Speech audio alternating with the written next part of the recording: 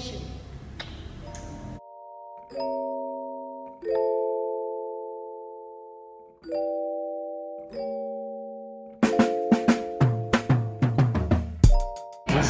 I don't know what he was saying. I was zoned in, focused, and but yeah, that's a fight that I'd love to have. Do you think that's a pay-per-view fight? It don't matter to me. I don't know about that, but that's a fight that I want, and we'll make it happen. You would do it next? Whenever, whatever, whoever. So that's where I'm at. Dontaesboxingnation, what's going on, guys? So that's what Caleb Plant said to Fight Hype when he was asked about Jermall Charlo basically running up on him when he was getting ready for the Canelo Alvarez fight. Jermall Charlo, he said to Caleb Plant, "I'm going to get Canelo and then you next." And that was Caleb Plant's reaction to that when he said, "I don't know what he's talking about." Now, you heard Caleb Plant say that's the fight that he wants, but when he was asked, "Will you fight him next?" he didn't sound like he was extremely eager to really fight Jermall Charlo next. So who knows? We don't know if this means that it's a fight that he's interested in right now or down the line, a year from now, or a couple of fights after he comes back from his loss to Canelo Alvarez. I feel like Caleb Plant, he really doesn't have a whole lot to lose getting in the ring with Jermall Charlo now since he's already lost to Canelo Alvarez. If you guys notice, normally the way it works in the sport of boxing, when a fighter loses his O, he's usually more willing to take bigger challenges. For example, Keith Thurman, he wasn't interested in the Errol Spence fight or the Terrence Crawford fight until he lost to Manny Pacquiao. Now when he talks about an Errol Spence fight, he sounds serious about it. And it's because in Keith Thurman's situation, he was the champion. He liked the treatment. He liked the reception when he was undefeated. But now he has to fight someone dangerous to put him back in that position. Another reason why Caleb Plant doesn't have a whole lot to lose, because he just made $10 million losing to Canelo Alvarez.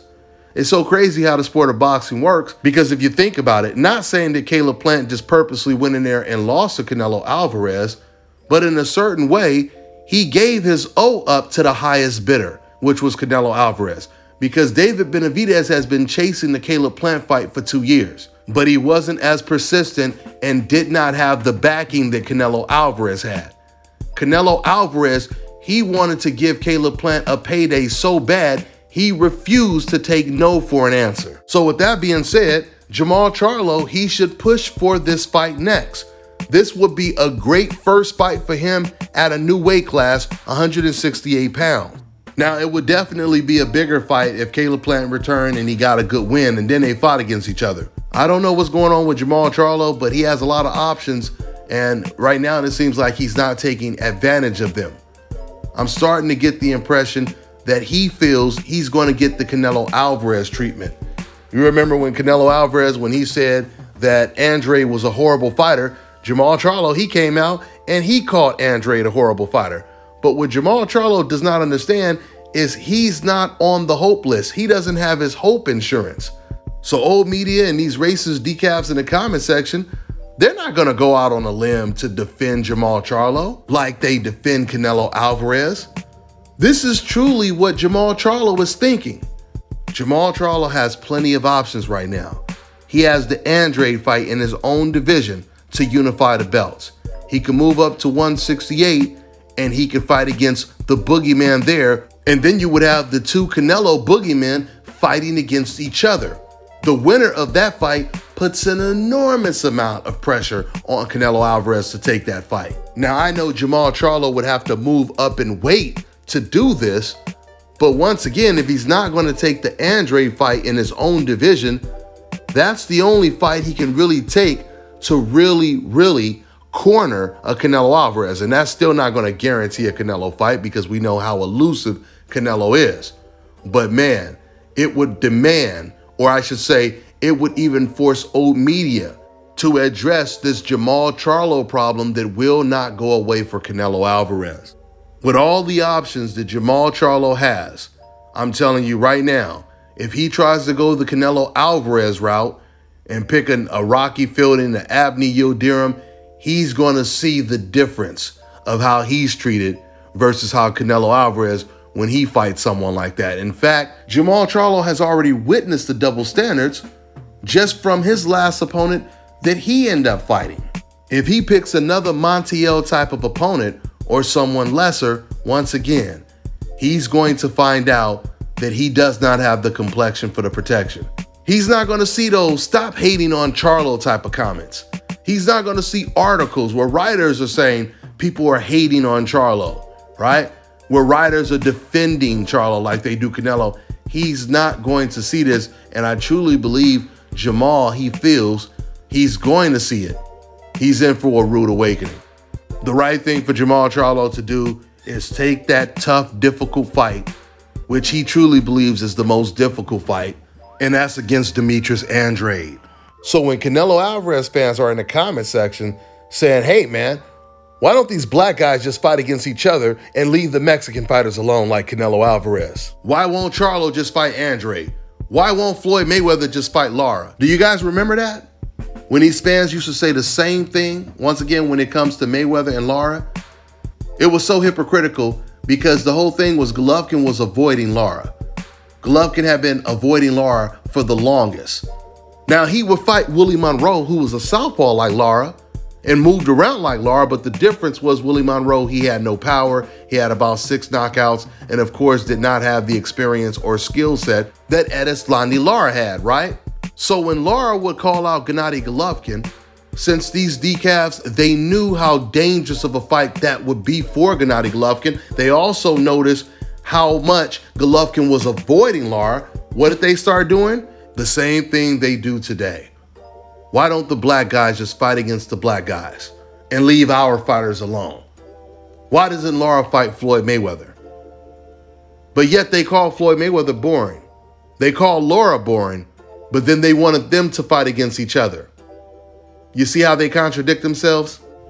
It's their way of acknowledging how talented and skilled these fighters are without giving them the overt credit. I mean, what they're really saying under their breath is, you black bastards have everybody. You got Gervonta Tank Davis, Jerron Ennis, the Charlo brothers, Errol Spence, Terrence Crawford, Devin Haney, Shakur Stevenson, Stephen Fulton, Demetrius Andrade, etc., etc. Why can't you just let us keep Canelo Alvarez? I mean, you guys already took his O away by putting him in the ring with an old-ass, small Floyd Mayweather. Now you want to put him in there with the young guys too? This is what these fans and old media have been saying about all of the fighters on the Hope list, from Oscar Valdez to Ryan Garcia to Jaime Munguia to Teofimo Lopez before he lost to Kambosos. And now they're doing it with Kambosos. It's the new boxing MBF league at the end of the day. This is exactly what Chris Mannix has been doing from DAZN. Chris Mannix is the new Grand Wizard of the decafs. He took the title from Jim Lampley. Chris, who interviews all of the middleweight, at least the middleweight champions, whenever he would interview Golovkin or Canelo, he would make sure never to mention Charlo or Andrade's name. If he's interviewing Canelo, he will only mention Golovkin's name and vice versa. But then whenever he's interviewing Demetrius Andrade, he would only mention Jermall Charlo's name.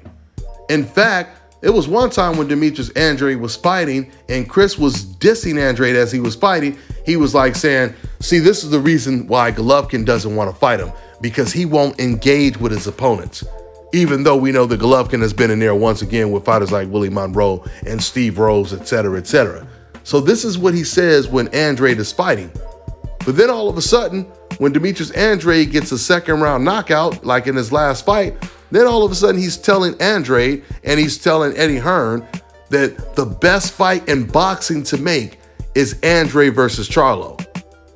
But yet he wants to call Canelo Alvarez pound for pound the best fighter in the world, but he doesn't even mention that fight as an option. Chris Mannix, he did the same thing when it came to Devin Haney. Chris knew that Jojo Diaz was fighting Fortuna in a title eliminator for a shot at the WBC belt, which is Devin Haney's title. So after Jojo wins that fight, Chris Mannix is interviewing Oscar De La Hoya, and he asks Oscar, do you think you could make the Jojo Diaz versus Ryan Garcia fight? When Chris knew that Jojo once again was fighting for Devin Haney's, or a shot at Devin Haney's belt. Then when the Devin Haney versus Jojo Diaz fight gets signed, and it's only weeks to the fight, all of a sudden the truth comes out from Chris Mannix.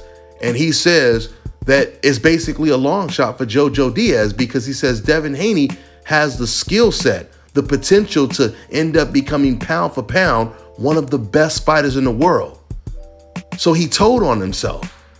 He basically admitted this was the reason why I wanted to see Jojo versus Ryan Garcia in the first place. Because if he got in the ring with Devin Haney, the wrong guy might end up winning. And that's exactly what happened. So we know what time it is. And to answer the question of the Canelo Alvarez fans when they do say, why don't the black guys just fight against the black guys? Charlo fight against Andrade.